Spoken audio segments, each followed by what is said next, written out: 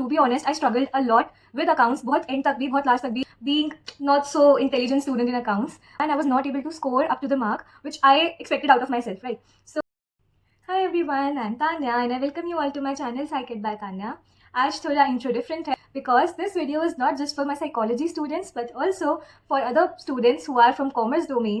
This video is going to be my account strategy video which I used for scoring 96 on 100 in accounts, being not so intelligent student in accounts. I know 100 on 100 वाली strategy नहीं है, but to be honest I struggled a lot with accounts, बहुत end तक भी, बहुत last तक भी, till my pre-board 2s में भी.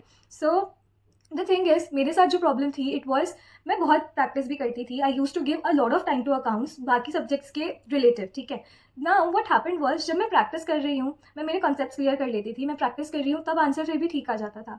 But when the question paper came in front of me, ठीक है, ईजियर क्वेश्चन हो जाते थे. देन कुछ क्वेश्चन ऐसा आएगा या कुछ उस चैप्टर का क्वेश्चन आएगा जो मेरे को नहीं आता है या मुझे लगता है मुझे आता है और तब नहीं आता, तब तो बहुत ही ज़्यादा खराब होता है. ठीक है, तो व्हाट हैपेंड वाज वहाँ पर अटकने के बाद फर्दर पूरे पेपर का टाइम मैनेजमेंट बिगड़ जाता था and overall my paper use to never ever go अच्छा.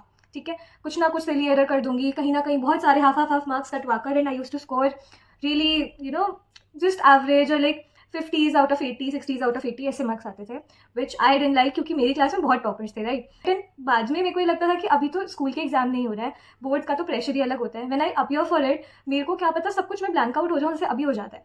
ठीक है, so this was my problem and I feel कि ये बहुत कॉमन इशू है जो बहुत लोगों के साथ होता है who are not such experts in accounts. So what I used to do is what I'm going to share. ठीक है ना, I'll also attach a picture here कि मेरे actually 96 आए थे. I'm not just putting it for the sake of getting views or something. ठीक है, so the first thing is DK Goyal and TS Grewal में बहुत ज़्यादा कॉन्फ्लिक्ट चलता है, विच बुक टू प्रेफर. अब तो उस चीज़ का टाइम ही नहीं है. Do not switch your book की, ठीक है, DK गोयल तो रहने देते हैं एंड आप TS ग्रेवाल उठा लेते हैं. जो चीज़ चल रही थी आपके स्कूल में इतने टाइम से, उसी को प्रैक्टिस करो because you are familiar to it. तुम्हें पता है, तुम्हारे टीचर्स ने मार्क कराया होता है, ये क्वेश्चन इंपॉर्टेंट है, ये रिपीटेड क्वेश्चन है and it actually helps you a lot.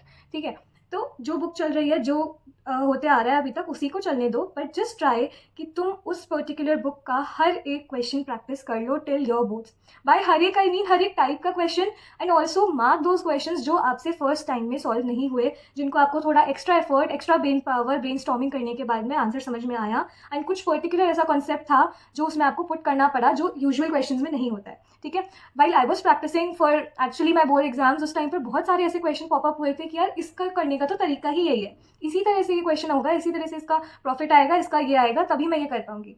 तो that were the question which had to be catered in a specific particular way, and वो मार्क करा हुआ होना इंपॉर्टेंट है. वो आपके पास, what I used to do was, मैं उस क्वेश्चन की और उस आंसर की जो मैं बाद में समझ कर करती थी उसको नोटबुक में, मैं उसकी और उस आंसर की पिक्चर क्लिक करके एक डॉक्यूमेंट बनाते जा रही थी, PDF बनाते जा रही थी, ताकि during the last time when I actually have to just prepare accounts के बोर्ड एग्जाम के लिए and I need to revise कि क्या क्या डिफिकल्ट क्वेश्चंस थे, तो I can go through them again, I can attempt them again and I also have the answer key which I have only written.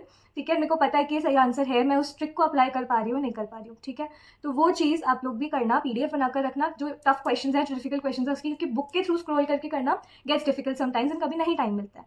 ठीक है, so the first thing you have to do is do all the questions, all the type of questions from all the 3 books of accounts. उस चीज़ को time divide करके भले कि ठीक है मुझे इस महीने ये वाली बुक कंप्लीट करनी है या ये चैप्टर्स कंप्लीट करने हैं, इस तरह से टारगेट बनाकर do completed. Seriously I guess अब तो ये टाइम आ गया है, नवंबर इट इज़, तो हर दिन एटलीस्ट 5 से 10 क्वेश्चन अकाउंट्स के सॉल्व करना शुरू कर दो, क्योंकि लास्ट में अगर एकदम से प्रेशर उठाओगे तो वो नहीं हो पाएगा. You have to prepare for other exams also. ठीक है, अभी से उस चीज़ को करना शुरू करो. नाउ व्हाट हैपेंस इज, अभी हमारे हाफ ईयरली हो गए हैं, प्री बोर्ड या तो चल रहे हैं या फिर आने वाले हैं. ठीक है, क्या होता है हाफ ईयरली में हमें समझ में आ जाता है कि यार this is what we did wrong, and half yearly में usually we do not score really well. So what I would suggest is, pre board तक आपकी तीनों बुक्स हो जाती है, चूज एनी 2 बुक्स कि मैं सिर्फ ये 2 बुक प्रिपेयर करने वाली हूँ या वाला हूँ फॉर माई प्री बोर्ड 1. ठीक है, अब उसमें क्या होगा कि आपके पास टारगेट जो बाकी लोग लेके चल रहे हैं 3 बुक्स का, उससे थोड़ा कम है. What you have to do is just जो 2 बुक्स तुम्हारी स्ट्रॉन्ग है, तुम पहले उसको फर्स्ट पेपर में असेस करना चाहते हो कि मैं उसके सारे क्वेश्चंस कर पा रहा हूँ या नहीं कर पा रहा हूँ, कर पा रही हूँ या नहीं कर पा रही हूँ. ठीक है, तो क्या करो, 2 बुक्स का टारगेट रखो, फर्स्ट बुक का, सेकंड बुक का, थर्ड बुक का. फर्स्ट और थर्ड अच्छा कॉम्बिनेशन है, थोड़ा इजी, मतलब third book is pretty easy और कैश फ्लो स्टेटमेंट को छोड़कर. ठीक है, तो फर्स्ट बुक और थर्ड बुक से आपका थोड़ा कॉम्बिनेशन अच्छा बैठ जाता है. एंड कंपनीज थोड़ा डिफरेंट होता है हमारे लिए, इसलिए it is pretty tricky, and मैंने भी उसको प्री बोर्ड 2 के टाइम ही उठाया था अच्छे से. तो ठीक है, तो my focus in pre board 1 was book 1 and book 3. ठीक है, वो चीज़ मेरी थोड़ी स्ट्रॉन्गर साइड पर थी, मेरे को अच्छे से समझ आती थी एंड मेरे को आता था कि ठीक है this is how I have to go and attempt the question. उस टाइम तक सैम्पल पेपर्स भी आ जाते हैं, सो यू स्टार्ट प्रैक्टिसिंग उसी टाइप के क्वेश्चंस की, ठीक है इतने मार्क में इस टाइप का क्वेश्चन आता है ना। So that is what you have to do. 2 book का टारगेट बनाओ एंड मेक श्योर उन 2 बुक में से कोई भी आपका आंसर गलत ना हो। पेपर छूटता भी है अकाउंट्स में, that is still fine, but जो कर रहे हो, जो अटेम्प्ट कर रहे हो, वो सही होना चाहिए, दैट इज़ मोर इंपॉर्टेंट। ठीक है, तो अपना टारगेट भले ही दूसरों से कम रखो, पर वो टारगेट अचीव करना आपकी फिर रिस्पॉन्सिबिलिटी है, उसके लिए अटमोस्ट एफर्ट्स डालो, क्वेश्चंस प्रैक्टिस करो, क्वेश्चन बैंक्स भर भर के अवेलेबल हैं and also PYQs now you can practice, क्योंकि सारा सिलेबस कवर हो चुका है। देयर इज नथिंग जो तुम लोग को नहीं आता हो या पढ़ाया नहीं गया हो। ठीक है, PYQs करना स्टार्ट करो, बहुत बेनिफिशियल होते हैं। There is also an app which I'll tell you the name of if you ask me in the comments, so do comment about it and I'll tell you एक app का नाम भी जो बहुत beneficial रहा था मुझे to get access to many sample papers, PYQs, test questions, MCQ questions, बहुत सारे resources available हैं उसमें, so it is very helpful and I'll tell you the name of it when you comment down below. Okay, now how I proceeded with ये तो चलो basic strategy हो गई, questions practice करना है, टारगेट ऐसा सेट करना है और ऐसे ऐसे आपको पढ़ना है फॉर योर प्री बोर्ड्स। ठीक है, अब क्या एक्चुअली मेरा फ्लो रहता था to study. Whenever I use to pick up a chapter, मैं पहले उसका एक 1 शॉट वीडियो लगाती थी। सुनील पांडा सर का हो सकता है, रजत सर का हो सकता है, CA पराग सर का हो सकता है। These 3 are the most prevalent YouTube teachers which you will find. So मैं पर्सनली सुनील पांडा सर के लेक्चर्स देखती थी and what I did was, मैं एक बार उसका पूरा मैंने समरी वीडियो देखा, पूरा 1 शॉट वीडियो देखा।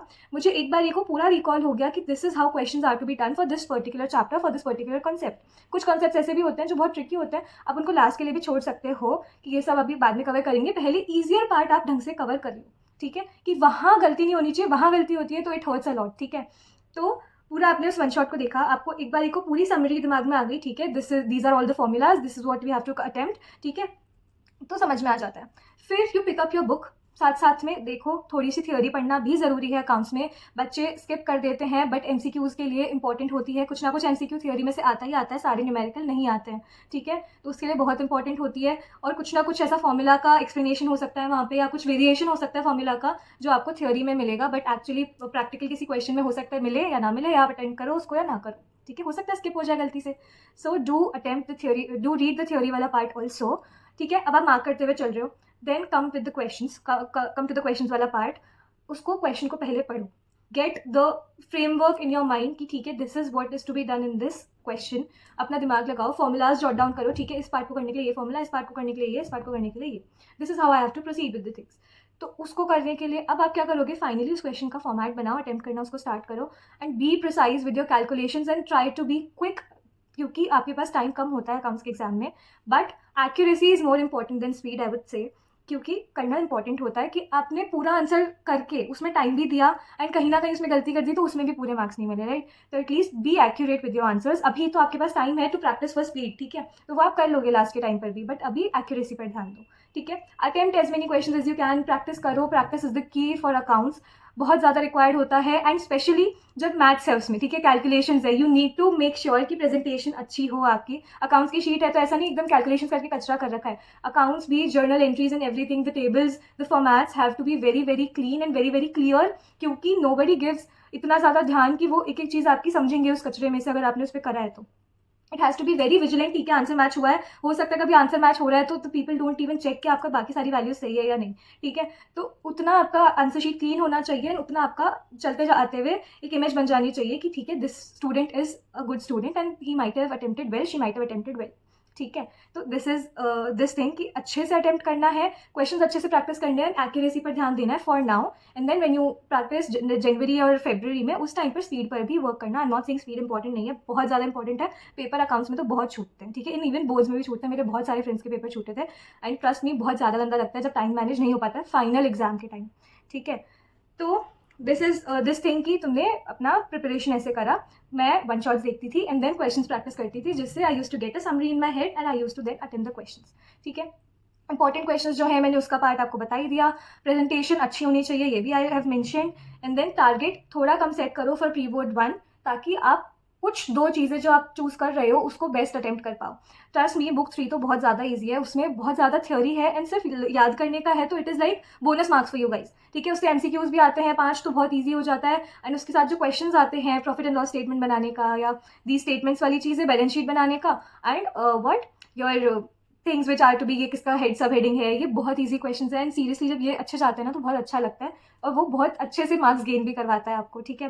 रेशियोज एंड एवरीथिंग, रेशियोज थोड़े से ट्रिकी होते हैं बट अगर आपने एक बार you get the hold of it तो आपको वो कहीं दिक्कत नहीं देने वाले, उसके फॉर्मूलाज इतने अच्छे से याद कर लो। एंड वो जो एक तरीका होता है ना, दिस इज बेसिकली एक एनालिटिक पावर होती है कि क्वेश्चन आपको डायरेक्टली नहीं बोलेगा, आपको पहले प्रॉफिट फाइंड करना पड़ेगा किसी और फॉर्मूला से, देन उस प्रॉफिट को यूज करके कुछ और जो आपको आंसर चाहिए वो मिलेगा।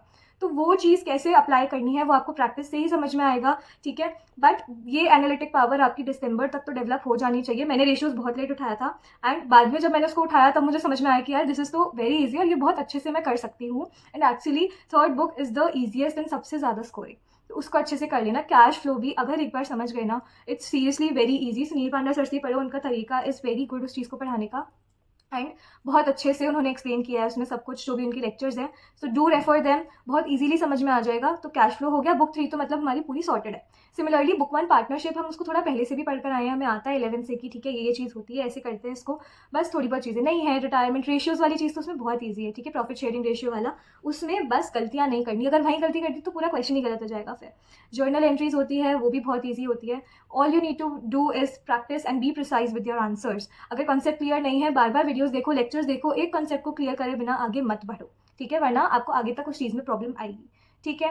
PYQs प्रैक्टिस करना, कंपनीज के लिए भी यही सजेशंस है। कंपनीज भी अच्छी टेस्ट देती है आपकी कि कैसा आपको समझ में आ रहा है। कंसेप्चुअल अंडरस्टैंडिंग कंपनीज के क्वेश्चन में बहुत ज़्यादा समझ में आती है, उसके लिए भी सुनील पांडा सर के लेक्चर्स आर रियली गुड। जो मेरे स्कूल वाले टीचर थे एंड जो वो पढ़ाते थे वो बहुत सिमिलर मेथड से पढ़ाते थे, वो टेबल बनाकर एंड सॉल्व करवाना। वो table trust me takes 2 to 3 minutes to make, but उसके बाद आपकी जर्नल एंट्री करना इतना ईजी हो जाता है, आपके आंसर्स लिखना, वैल्यूज लिखना इतना ईजी हो जाता है कि you complete that question in like 5, 6, 7 minutes, इससे ज़्यादा नहीं लगते।